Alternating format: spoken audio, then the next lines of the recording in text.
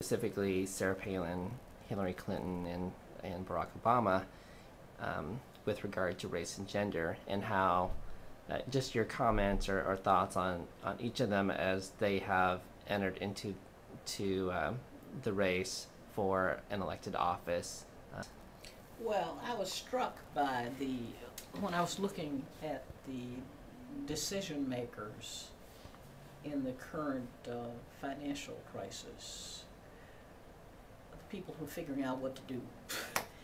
And the only woman who was involved in the leadership to figure out what to do was Nancy Pelosi.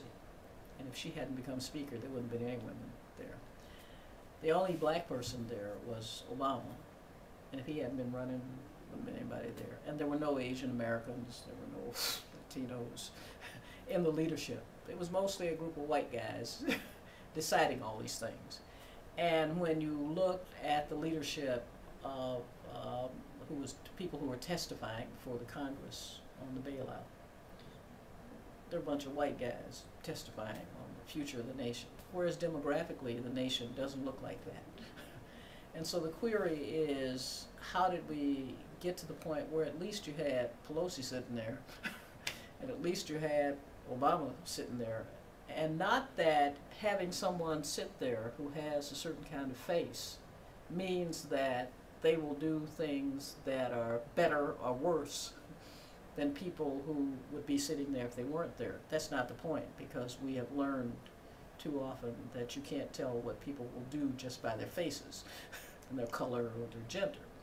But it is a sort of milestone and a sort of hallmark when in fact you see more inclusion. And the reason why that's the case is because the whole history of the country began with the idea that there were certain people who were marginal and who were other, and gradually over time you get to the point where they are included. So that struck me. Then when you consider this year's election cycle, and you note that as far as a major political party is concerned, you have Geraldine Ferraro on the ticket with Mondale in '84 as vice president, which didn't go anywhere for a lot of reasons, even though there was a book written by L.A. Smil, who runs the Feminist Majority and who used to be the president now, about how women were going to win the election in 1988. And there was a big push by women to get Mondale to put Jerry Ferraro on the ticket. And then it all blew up with her husband's financial problems, which interfered with her candidacy, and we don't know what else would have happened. So now we come to this year. And the interesting thing is that Hillary Clinton and the people around her thought that she needed to downplay gender, and that she had, the big test was going to be, could a woman be seen as commander-in-chief? And that you had to downplay gender. And I think that the reason why she went on the Senate Armed Services Committee and laid out the way she dealt with her career in the Senate and so on was to prove that, as she used to say in the campaign, she was road tested, and she could be a commander-in-chief.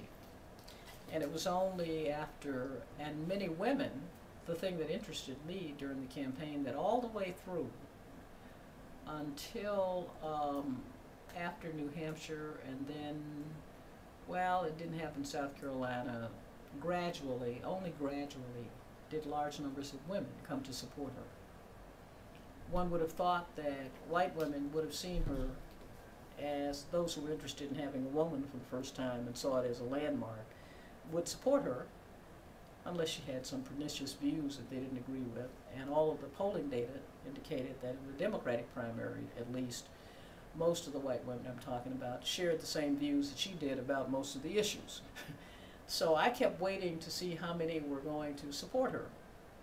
And so the interesting thing to me, that it wasn't until toward the end that large numbers did embrace the cause, and that she made an appeal based in part on her gender. With Obama, David Axelrod, who runs his campaign, or at least he's a strategist, Floof is the campaign manager, has made a reputation for running campaigns for minority candidates by downplaying their race. That's his whole MO, modus operandi, and he's been successful at it. He was the guy who developed the strategy for DeVal Patrick, who's the governor of Massachusetts right now. There have been several other candidates in races where, for mayor and various things, where David Axelrod has used that strategy. And what that's supposed to do is make people not think about their race and therefore be willing to see them as otherwise. And they are not supposed to talk about their race or talk about any issues having to do with anybody who's the same race. Although it's obvious if somebody looks at them and thinks about it, what race they are. It's downplaying.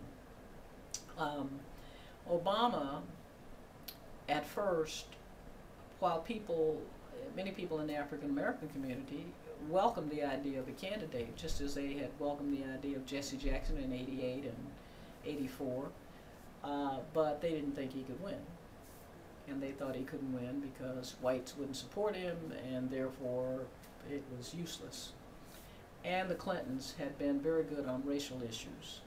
Bill Clinton had during his administration, something called One America, which involved all kinds of black pastors and people in the community and people from every race and color, and in a big national initiative. And he'd been very good on issues like contracting and minority contracting and affirmative action and jobs, and black unemployment had been less than twice that of whites for the first time since the New Deal.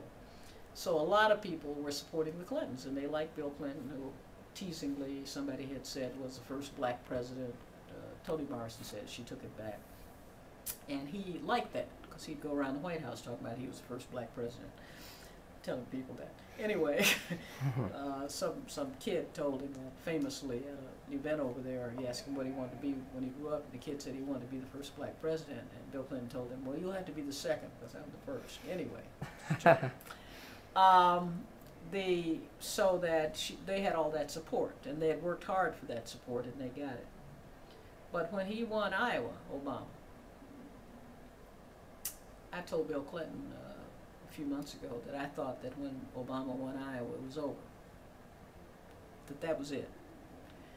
And that anything that happened after that, you can analyze it and slice it and dice it, but after he won Iowa, because the way the Democratic Party had set up its primaries, South Carolina was coming on the line, and we knew that he could win South Carolina, because in the Democratic primary you have a majority of black voters. So we knew if they could see that he could win, that they would vote for him. And if South Carolina hadn't been after New Hampshire down the line, it might have been a different story. But winning Iowa ratified it. And it was easy for him to win Iowa if we knew what we knew about John Edwards and his infidelity or whatever it is. He wasn't in the race. Clinton would have come in second in Iowa. But Obama could win Iowa, and Axelrod knew he could win Iowa because he's from Illinois. And Illinois is right next to Iowa.